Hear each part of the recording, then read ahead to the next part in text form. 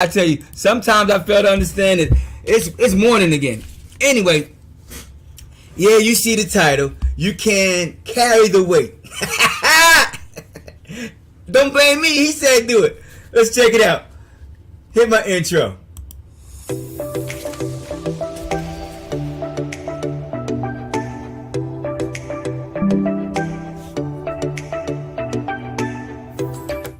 So good morning.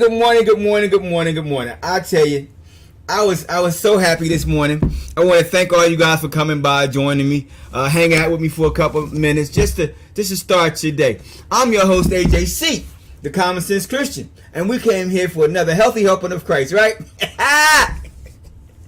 Anyway, so I was sitting around yesterday, and I was studying, and God was talking to me, and He actually changed what I was gonna say, because yesterday I said, the title was "You Can Carry the Weight," and it was the actual heavy weight, right? Mm-hmm. But He told me something yesterday, and I said, you know what? You telling the truth, God. You telling the utmost truth right now. I was laughing about it, but anyway, I want to thank everybody from Blog Talk Radio, everybody from Zeno FM, everybody that may be watching from wherever you are today. I wanted to say thank you and good morning. So as I'm sitting there thinking about all this stuff, I says, God, I said, what are you talking about? I said, what we doing? What are we doing? I said, what we doing, right? Because He got to tell me what's going on. He got to tell me what I'm going to do. He got to tell me what's going to happen. So I'm like, God, what's going on? Why are we acting like this? So He made me laugh, because He said to me, it's nothing about the weight of a thing. It's the weight of a thing. I don't know about you guys, but when He said it, I was like blown away. He said it's the weight we have a problem with. I said, okay. Anyway, listen. I'm going to show you some of the things we're talking about. See, when we had the COVID. Remember when COVID first came out? It wasn't the COVID. Of course, we was waiting on somebody to create something to combat COVID. We was waiting on it.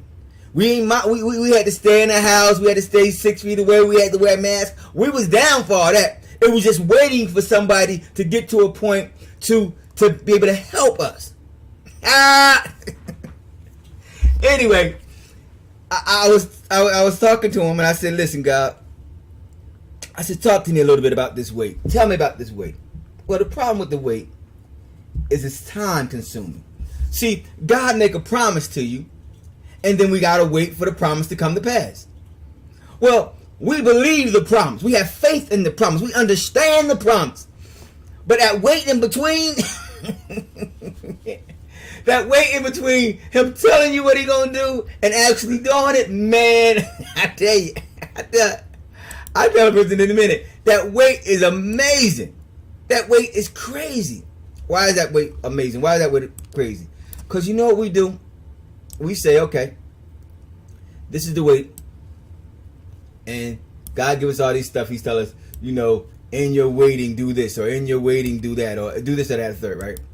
Now, we don't realize that weight that He's talking about is actually purifying us.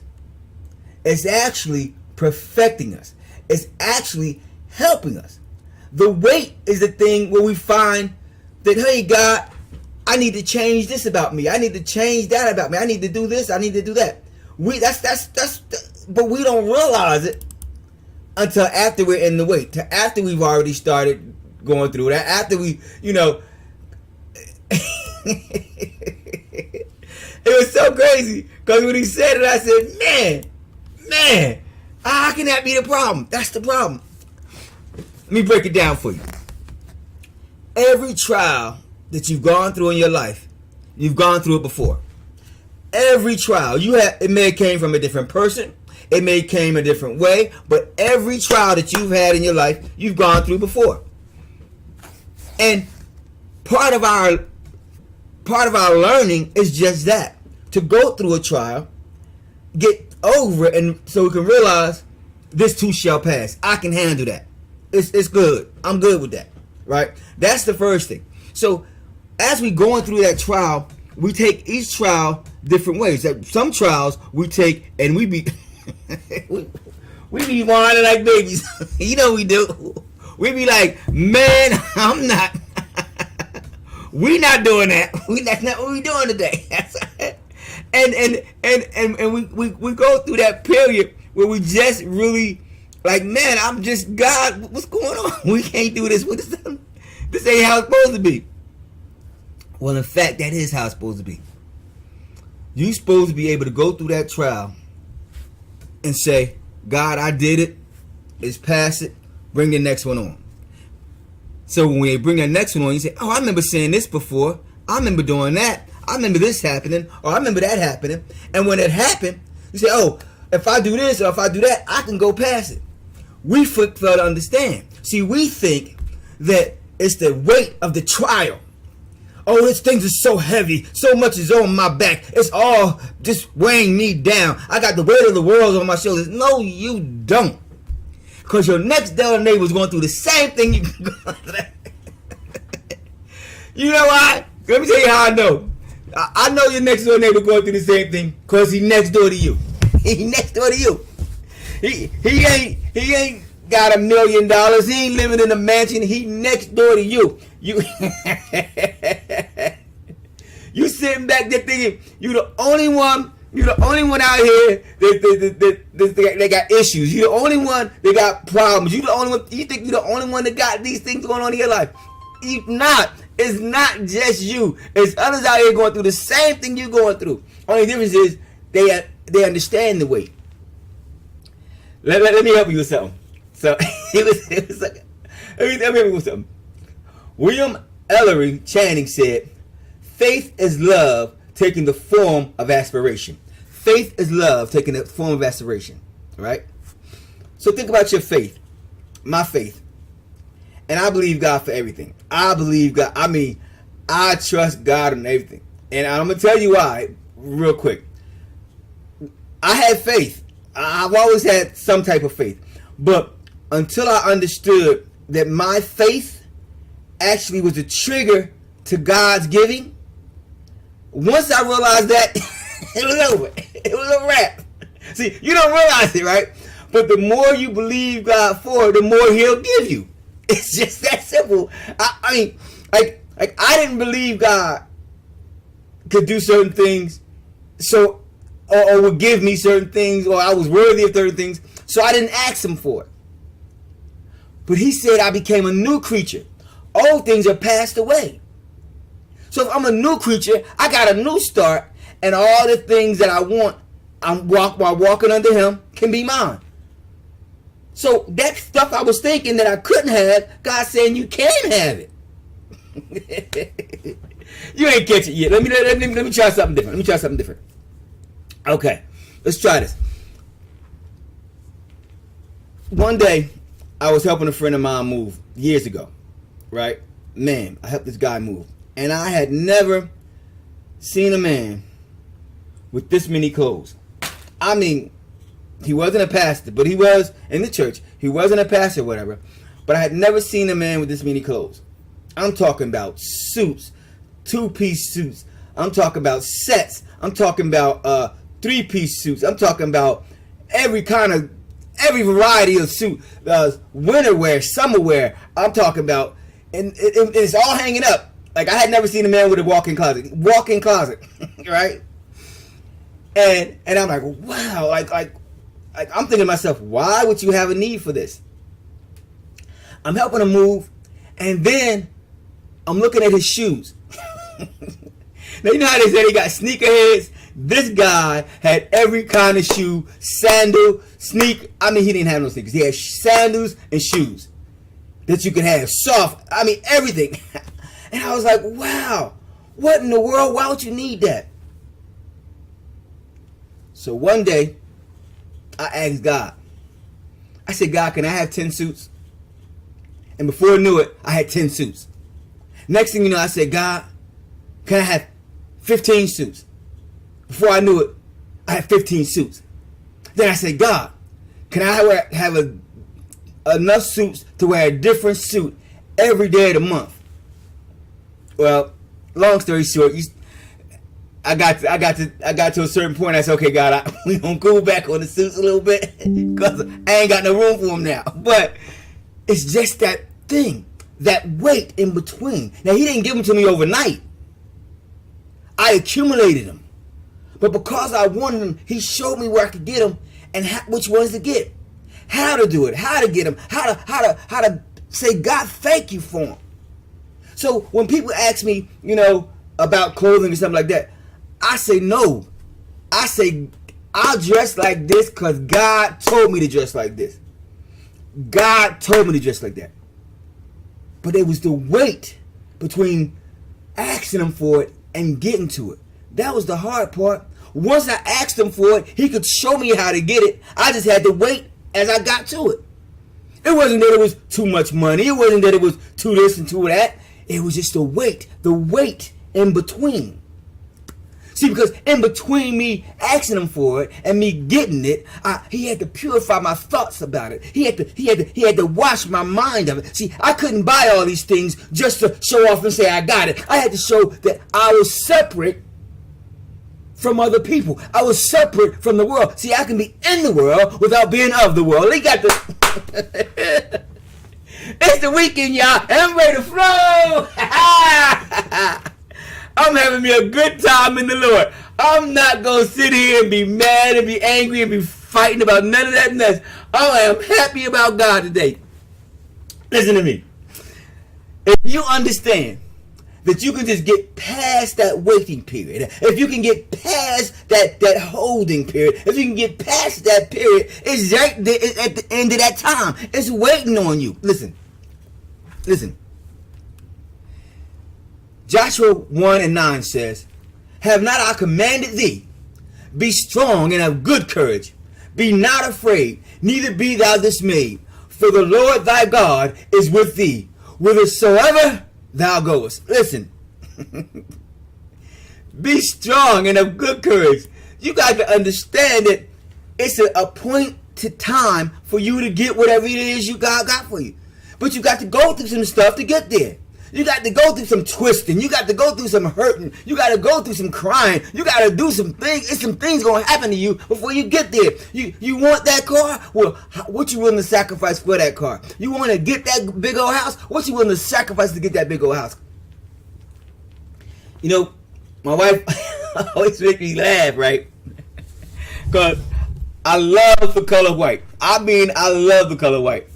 I love white. I love white. Because it signifies purity, and I just love white. Now, white don't love me. I'm going to tell you, white don't love me. I can wear white. If I have a white outfit on, I can wear that white for one time, and then I got to put it in the closet for 6 months after I get it out the cleaners. I got to put it in the closet, because otherwise, it ain't going to be white no more. And my wife always tell me, she said, baby, you be tearing some white up. I do. I tear white up. But I got so many things, so many beautiful things that I think is beautiful. Because I think everything God gave me is beautiful. But I have so many things that I want to wear that's white. And you got the winter white. You got the smoke white. You got the this white and that white. And I got a variety of things. But I thank God because I'm sitting there and I'm waiting for that opportunity when I can put some of that white on. When I can wear some of that white. When I can get that white on. And then if you see somebody else wear the white before you wear it, now I can't wear the white. They wore it already. They going to think I'm copying it up. And it's not, listen. It's not the weight that's going on your back. It's not the struggle that you're going through. It's not. You can do this thing. God already prepared you for that stuff. He already equipped you with the muscle to do that stuff with. It's the weight you got to deal with. It's that in between. When he's scraping out the old, when he pulling off those shapes, lies and distortion and foolishness, when he taking out of you the things of this world so he can put on you the white of his world. My God. Listen, you think you're sitting in a holding pattern. Then you keep going through the whole same thing over and over again. He didn't say you had to be still while you waited. He said Jesus had to wait. Listen. So much things have happened in my waiting periods from getting from A to point B to point C. So much stuff. My wife, a lot of times we have discussions, and it's like, you know, I'm waiting on too much. I'm waiting too long. It's like, you know, because we all want things right now. We want to have microwave. God, I want to be rich tomorrow. Boom, we want to be tomorrow coming right now. And that's how we are. We're in that microwave. I mean, you go to church. You get to church at 10. You want to be out by 11:15. Period. All that in between stuff, they can cut it out. Get me what I need. Get me out of there. That's not how God meant it to be. It's not.